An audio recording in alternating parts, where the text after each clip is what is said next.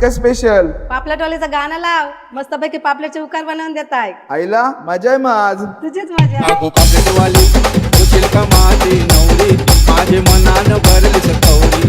अगो पापलेटवाली होशील का माझी नवरी, माझे मनानं भरली सकवरी.